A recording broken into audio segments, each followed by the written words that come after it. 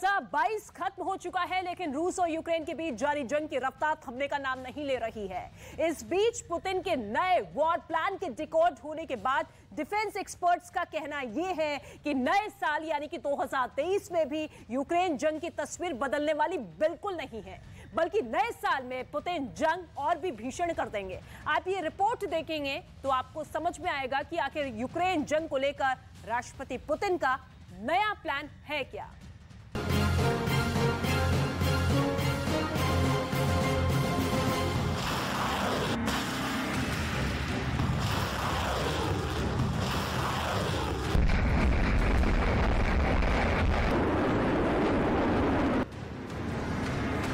रूस और यूक्रेन के बीच जारी जंग को 11 महीने पूरे होने वाले हैं, लेकिन दोनों ही देश ये जंग रोकना नहीं चाहते।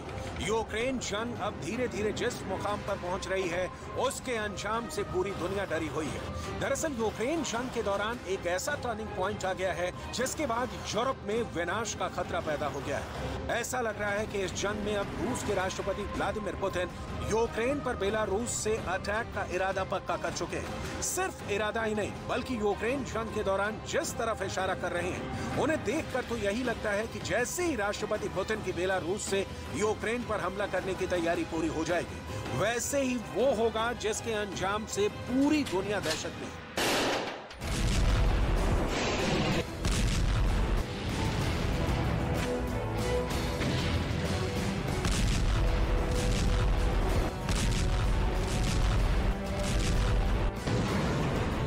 जरा इस तस्वीर को गौर से देखिएगा। 29 दिसंबर को बेलारूस की सेना ने यूक्रेन की एक S-300 मिसाइल को मार गिराने का दावा किया और अपने दावे को सच साबित करने के लिए उन्होंने बाकायदा नष्ट हुए इस मिसाइल के टुकड़ों की तस्वीरें भी पूरी दुनिया के सामने नुमाया कर दी। इतना ही नहीं, बेलारूस की सेना ने इस वाकये को यानी उसकी एयर डिफेंस सिस्टम ने कैसे यूक्रेन की मिसाइल को तबाह किया, उसको ग्राफिक मैप रूट के जरिए समझाया।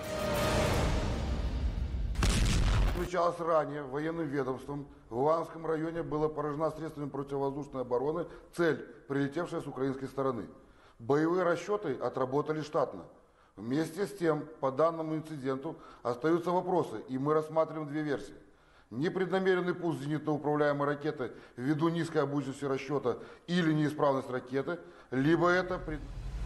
दरअसल अक्टूबर 2022 से ही दुनिया उन तस्वीरों को देख रही है जो बार बार उसके डर को बढ़ा रही हैं। अक्टूबर 2022 से बेलारूस में रूस के फौजी बेलारूस की सेना के साथ ज्वाइंट वॉर ड्रिल कर रहे हैं। इतना ही नहीं, दुनिया की टेंशन को रूस और पुतिन के करीबी और दोस्त बेलारूस के राष्ट्रपति अलेक्जेंडर लुकाशेंको भी बढ़ा चुके हैं। राष्ट्रपति लुकाशेंको का आरोप है कि नाटो और यूक्रेन मिलकर बेलारूस पर हमले का प्लान बना रहे हैं, लेकिन अब ये आरोप हकीकत की जमीन की शक्ल अख्तियार करने लगे हैं। इस तस्वीर को देखकर इस सच का एक पहलू दुनिया के सामने आ रहा है। ये बेलारूस में रूसी सैनिकों के एक कैंप की तस्वीरें हैं और इन तस्वीरों में बेलारूस के राष्ट्रपति लुकाशेंको का नजर आना खुद में एक बड़े मायने रखता है। खबर के मुताबिक बेलारूस और रूसी सैनिकों की ज्वाइंट वॉर ड्रिल के खत्म होने के बाद बेलारूस के राष्ट्रपति अलेक्जेंडर लुकाशेंको न सिर्फ इन सैनिकों से मिलने पहुंचे, बल्कि उनकी हौसला अफजाई भी की। Ну и самое важное, самое главное, мы с вашими начальниками, комдивом договорились, что... Ну и самое важное, самое главное, мы с вашими начальниками, комдивом договорились, что вы скажете о недостатках, потому что нам придется и дальше работать в таком же режиме, готовить и белорусов, и россиян. Это для них тоже школа, это урок. दुनिया भर के रक्षा विशेषज्ञों का ये भी मानना है कि रूस यूक्रेन पर हमला करने के लिए बेलारूस से एक और वॉर फ्रंट खोलने वाला है और बेलारूस में फिलहाल रूस के 9,000 सैनिक भी पहुंच चुके हैं। राष्ट्रपति पुतिन ये भी कह चुके हैं कि अगर नाटो ने रूस के खिलाफ आक्रामक रुख रखा या उससे सीधी जंग की शुरुआत की, तो ये दुनिया के लिए महाविनाश की जंग साबित होगी। यानी खतरा बड़ा है। नाटो और रूस के बीच बढ़ते तनाव के दौरान दुनिया तेजी से परमाणु युद्ध की तरफ बढ़ती जा रही है। इसके अलावा बेलारूस अपने सहयोगी देश रूस को अपने देश में उसका सैन्य बेस बनाने के लिए जमीन भी देने वाला है। दरअसल बेलारूस और यूक्रेन के बीच 1000 किलोमीटर से ज्यादा लंबी सरहद है और बेलारूस में रूसी सैन्य ठिकानों का बहुत बड़ा मतलब निकलता है। रूस ने युद्ध की शुरुआत सबसे पहले यूक्रेन के पूर्वी इलाके पर हमला करके थी। लेकिन रक्षा विशेषज्ञों का मानना है कि अब वही रूस यूक्रेन को घेरने के इरादे से पश्चिमी यूक्रेन पर हमले की प्लानिंग कर रहा है। दरअसल बेलारूस की राजधानी मिन्स्क से यूक्रेन की राजधानी कीव की दूरी 528 किलोमीटर है, जबकि बेलारूस बॉर्डर से कीव की दूरी महज 150 किलोमीटर के आसपास है, जिसका मतलब ये हुआ कि रूस के लिए पश्चिमी यूक्रेन पर हमला बेहद आसान हो जाएगा। इस प्लान की वजह से यूक्रेन के लुत्स्क, रेवने, ज़टोमर, कीव, चेर्निहिव जैसे 5 अहम इलाके पुतिन की वॉर मशीनरी की जद में आ जाएंगे और इसी रास्ते के जरिए रूसी सेना कीव तक भी पहुंच सकती है। ऐसा नहीं है कि यूक्रेन रूस और बेलारूस की इस मिली भगत के बारे में अनजान है। यूक्रेन भी रूस पर लगातार आरोप लगा रहा है कि रूस उसके खिलाफ एक नया वॉर फ्रंट खोलने के लिए बेलारूस का इस्तेमाल कर सकता है। लिहाजा यूक्रेन भी बेलारूस यूक्रेन सरहद पर जंग की तैयारी कर रहा है और ये तस्वीरें यूक्रेन की उसी तैयारी की तस्दीक कर रही हैं। З нашої держави, як я вже говорив, з боку об'єднаних військових сил Росії і Білорусі.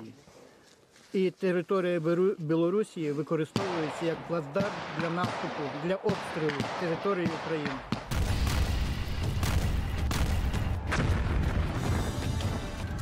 बेलारूस के यूक्रेन जंग में एंट्री के बाद अगर नाटो भी जंग में कूदता है तो बेलारूस का नामो निशान मिटना तय है। ऐसे में ये सवाल उठता है कि क्या बेलारूस के राष्ट्रपति लुकाशेंको इस बात को नहीं जानते या फिर राष्ट्रपति पुतिन अपनी जिद के चलते युद्ध में बेलारूस की आहुति चढ़ाने वाले हैं। इसकी एक मिसाल दिसंबर 2022 में बेलारूस में ही नजर आई थी।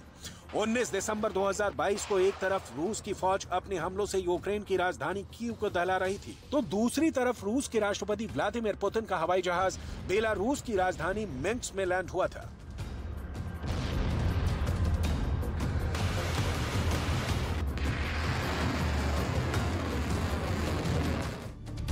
राष्ट्रपति पुतिन ने बेलारूस का ये दौरा 3 साल बाद किया था। दरअसल इंटरनेशनल मीडिया में इस बात की आशंका जताई गई थी कि राष्ट्रपति पुतिन यूक्रेन जंग को ही लेकर बेलारूस गए थे और उनके बेलारूस जाने का मकसद राष्ट्रपति लुकाशेंको पर जंग में बेलारूस को शामिल करने के लिए दबाव बनाने का था।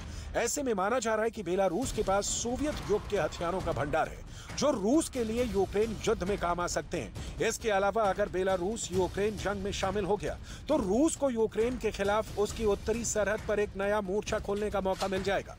ये ठीक वैसा ही है जो इस वक्त यूरोपीय देश और अमेरिका कर रहे हैं। दरअसल रूस को कमजोर करने के लिए अमेरिका और उसके सहयोगी देश यूक्रेन को लगातार हथियार सप्लाई कर रहे हैं, क्योंकि ये जंग उनकी सरजमीं से हजारों किलोमीटर दूर लड़ी जा रही है और एक ऐसा देश बर्बाद हो रहा है जो रूस को हराने का दम भर रहा है। लिहाजा यूक्रेन जंग की शक्ल में उन्हें रूस को आर्थिक और सैन्य रूप से कमजोर करने का बढ़िया मौका मिला है, जिसे वो गंवाना नहीं चाहते।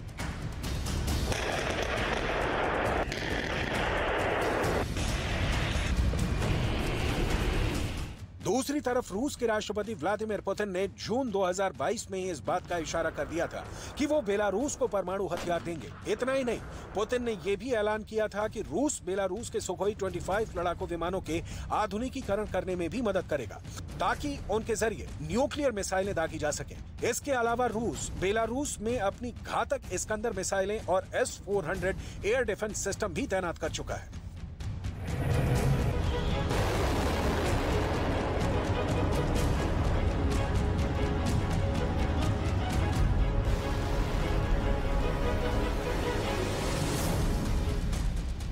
बेलारूस का भी कहना है कि रूस ने उसे जो S-400 air defence missile system और इस्कंदर मिसाइलें दी थी, उन्हें ऑपरेट करने के लिए बेलारूस की सेना तैयार है और S-400 और इस्कंदर मिसाइलों को कॉम्बैट ड्यूटी के तहत तैनात भी कर दिया गया है। बेलारूस के इस बयान का सीधा सा मतलब है कि अब बेलारूस भी यूक्रेन की जंग में कूद सकता है।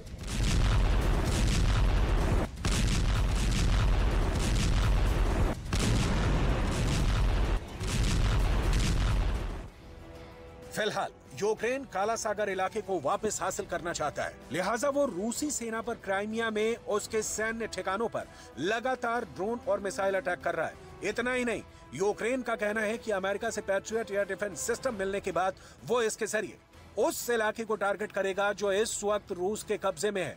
रूस भी इस हकीकत से वाकिफ है, लिहाजा उसने क्राइमिया में अपने सैनिकों की तादाद में इजाफा करना शुरू कर दिया है। खबर के मुताबिक क्राइमिया में मौजूद रूस की सेना ने क्राइमिया के इर्द गिर्द अपने सैनिक ठिकानों की सुरक्षा के इंतजाम और पुख्ता करने शुरू कर दिए हैं।